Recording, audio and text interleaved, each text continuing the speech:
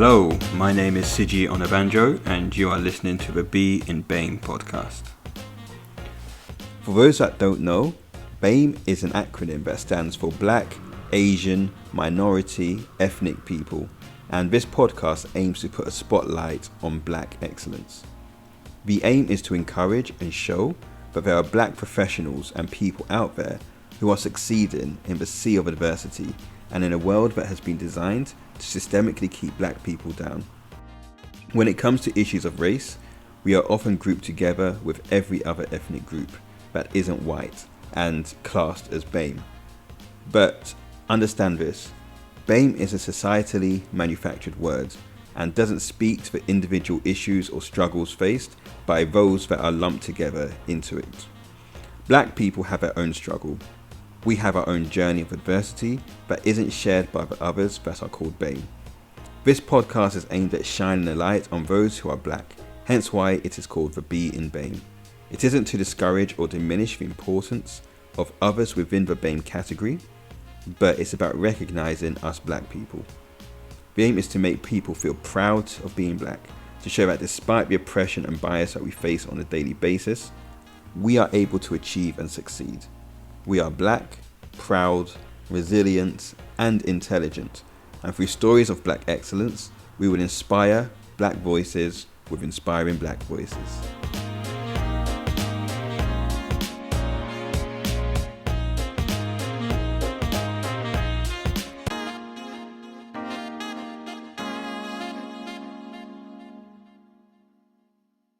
Hello and welcome to the first episode of the B In BAME podcast. I'm joined by my co-host, who also happens to be my wife, aka my partner in life, Dr. Ori Onabanjo.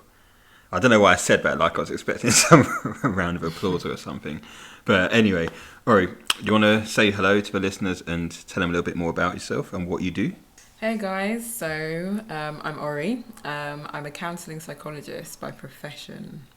So, yeah, do you want to explain a bit more about what that means, what a counselling psychologist does? Yeah, sure. So as a counselling psychologist, it means I basically specialise in delivering therapy and a variety of psychological interventions to people who are experiencing common mental health difficulties and relationship issues. Yeah, and I think the work you do is incredibly important. I mean, the topic of mental health is thankfully growing in terms of its prominence in mainstream media. But what's a crossover like with issues of race? Yeah, I mean, I think the issue of race, particularly within the Black population, is very relevant to my field of work, working in mental health, both in terms of in the therapy room, but also in terms of the actual percentage of Black psychologists that there are out there. Research shows that there's a greater prevalence of mental health issues in Black people, disproportionately so. So for me, the way I manifest my passion for highlighting the Black experience in mental health is by focusing on working with women, Black women, who are experiencing mental health difficulties during the perinatal period. And by perinatal, you're talking about women who are pregnant or have just given birth, right? Yeah, so pregnant, just given birth, but also postnatally, so up to a year or the first few years of motherhood, parenthood. So it's a really interesting area. So yeah, Shuji, so why don't you tell us a little bit more about your own background? So yeah, as I said, I'm Siji. My background is in digital and technology. I sit on the board of a UK-based digital agency, and I'm responsible for the strategic growth of the agency, which involves bringing in new business and accounts, as well as working in collaboration with our clients to ensure that we're delivering a great service to them and they are able themselves to achieve their own objectives using the power of digital. Okay, so what's diversity like in your industry? It's pretty poor, to be honest. I think it's a well-known fact that Black and ethnic people are underrepresented in my industry, just like so many industries across the board. If you look at the big tech firms and the representation of Black people in leadership positions, it's really not great. and not even leadership positions, just like across the whole organisation. And within advertising and digital, stats from the IPA showed that in 2019 it was only 4% of execs were BAME. And that's even worse when you consider that the year before it was 5%, so it's actually gone down since then. But Not again, good. that's BAME, so that's all of these people merged into one. So you can imagine how bad those numbers would be if we're talking about just black people. And that's one of the reasons, as I said in my introduction, why I'm not a big fan of the word BAME, because what it does, it masks the bigger issue and the underlying issues behind the term. So, yeah, it's one of the things that led me to the moment of this podcast. I mean, I've been in digital for 10 years now. And yeah, to find someone who actually looks like me in a senior position, I actually had to search quite hard at the time. And I know they exist, but it really shouldn't be that hard to find. I met someone a few years back who fitted that profile.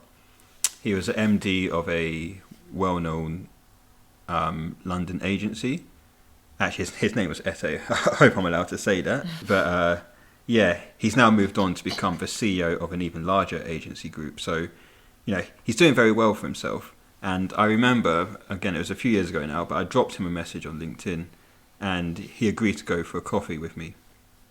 And in many ways, his story and his profile actually helped encourage me to continue to try and push through and make a name for myself in digital and try and be that pillar for other black people too. So actually, I think he'd be great to have on this podcast. I might try and get him on as a guest. Yeah, sounds like he would be a great candidate. Yeah, and I mean, I know you've had this, fire burning to do more in this area. So, what finally made you decide to take the leap and start the podcast? Yeah. So I think for me, there was a build-up of emotion and frustration that led to this point. I think it started with, I mean, you remember the Arbery shooting, right? Where that black guy was killed by two racists. He had his whole life ahead of him, but just because of the colour of his skin and their own bias and preconceptions about him, he was killed. And the fact it took social media pressure as well before anything was done about it just kind of shows how incredibly frustrating the situation was. And then there was a Amy Cooper incident in Central Park where she weaponized her whiteness. She called I think you remember that one as well, yeah? She called the police on the black guy. Said he was attacking her and her dog, when the video that he was recording actually showed nothing of the sort. And again, this actually scared and hurt me because she knew exactly what she was doing in that moment, and she was aware of the repercussions that incident could have had for the guy because, again, of the colour of his skin. And then not long after that, there was a George Floyd murder by the cops, which was very distressing to watch. Yeah, I think that kind of hit everyone, and that's in some ways what drove this recent attention on the issues of police brutality and black lives in general. And I mean, you're someone who will attest, I'm not someone who tends to really get that emotional. But these incidents left me, very emotional. And I know I wasn't the only person. So amongst my friends on Instagram, I noticed that my black friends and people I knew there, they were talking about it. But there wasn't much response from those who weren't black. So in a non-confrontational way, I challenged them and asked them a question, why I didn't see more of them post about it, and they were continuous if nothing had happened. And it ended up in some really good conversations with these people. But the outcome of it was, the thing I tried to get across, was that their silence was deafening, and change will only happen if everyone spoke out against injustice. So let's fast forward a week or so later to Blackout Tuesday. I was on my LinkedIn, and it was a similar situation. I hadn't seen a single post about Black Lives, racism. I mean, on my Insta, literally everybody had the black boxes, but I didn't see anything on LinkedIn. So for me, the hypocrisy was just screaming out at me because I was like, Are we just going to pretend that systemic racism, systemic issues are not present in the workplace too? And so what I did, I took the gloves off basically, and I wrote an article called Black Lives Matter, Yes, Even in the Workplace. And yeah, the article blew up. It took off. It's now been liked like over 130,000 times, over 8,000 shares, I think, over 6,000 comments. And it did cause a stir on LinkedIn because, like I said, people, like, no one was really talking about it.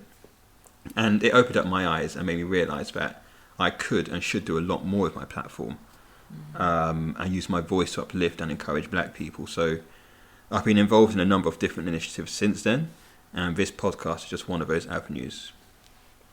Yeah, I mean, I think it's great and it's really inspirational that, you know, you did do that, because at the end of the day, I remember you saying that a lot of people were saying, you know, that you said basically what they were thinking but didn't have the words or the language to articulate and express themselves. And, you know, it really resonated with a lot of black people. And, you know, there was a lot of support. Well, yeah, there were some trolls, but there was a lot of support. So it's like, what would have happened, you know, the opportunity that would have been lost if had you not written this article and touched all of those people's lives. So, you know, that's why I'm also really excited to be doing this as well. Really looking forward to getting involved and speaking to our other guests about their own experience of blackness and, you know, within their own lives and their work professional lives, and how they've navigated it, what challenges they've had and what successes they've had. Exactly. And we've got some great people lined up with amazing stories. Some who've like forged success against the odds, or have accomplished great things in their careers, or even just taken an interesting career route. So yeah, we're really looking forward to kind of sharing that. And maybe just to explain a little bit more about the episodes that we'll be conducting.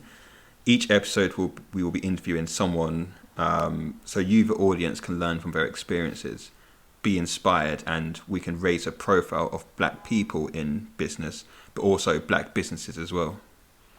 Yeah, I mean, it's really exciting times. So, you know, let's just wrap this up for the intro. Hopefully it will give you a taste of what we aim to cover in this podcast. We're also looking to build a community and engage with you. So also please subscribe to the B In BAME podcast. Follow us on Instagram at the B In BAME, all one word. My own professional Instagram handle is at London Perinatal Wellness.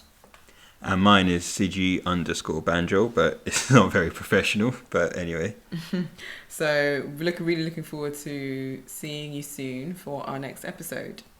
And yeah, if you know of anyone with a great story who you think would be a great addition to the podcast to bring on for a conversation, then do let us know. Thanks for listening. Bye.